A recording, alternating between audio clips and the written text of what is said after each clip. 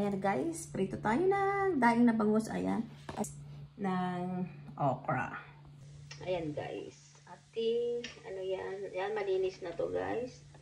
Ano natin yan? Hiwain lang natin siya ng maninipis.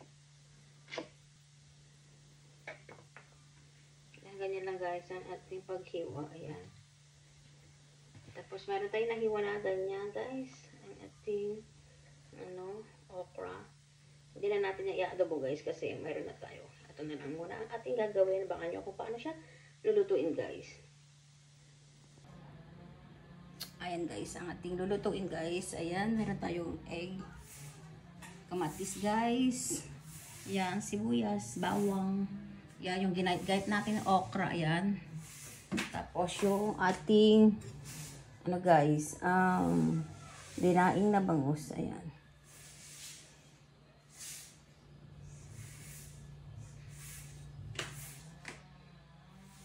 Ayan, tara guys, lutuin na natin.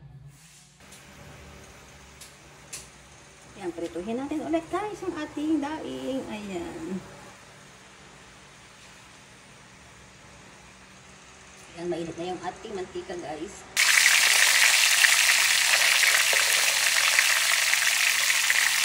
Tapos, pagkakalaw niya natin, ayan guys.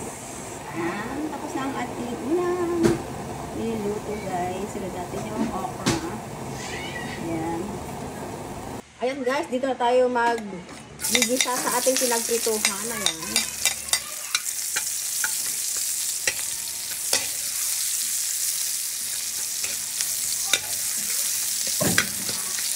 Guys, lagyan natin yung sibuyas.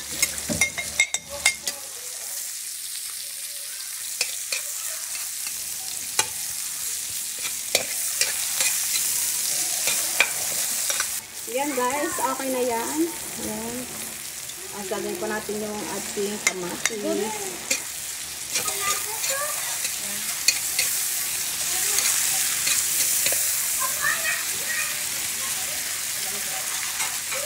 Pagtawag na natin yung guys, yung pampalasa yan para may lasa na po ang ating niluluto. Guys.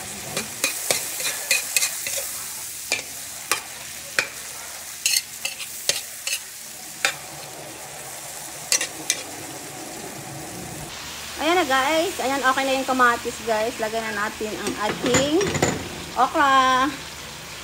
Ayan. Para maiba naman ang ating luto sa okra guys. Ayan.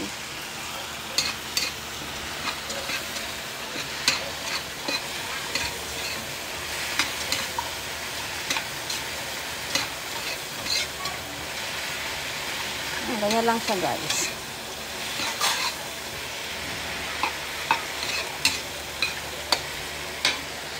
Ayan, tapos guys, lalagyan natin siya ng patis. Depende na sa inyo guys kung patis or asin.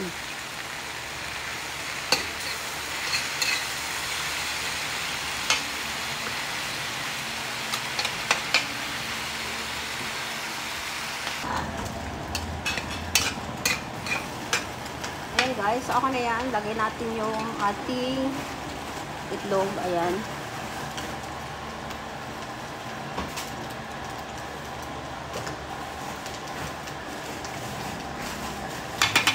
Ayan, hayaan lang po na natin yan guys. Tapos, maglalagay po tayo ng sili. Ayan.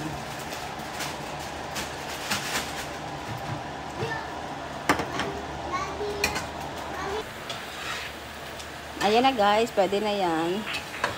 Ayan, ganyan lang natin yan guys para yung ating itlog is hindi siya durog-durog. Ayan.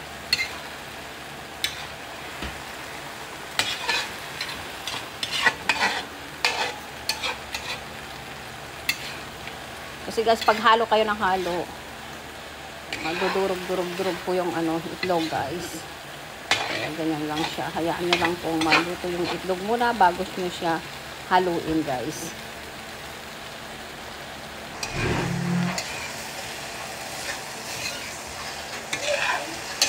Ayan guys. Okay na to guys. Ayan.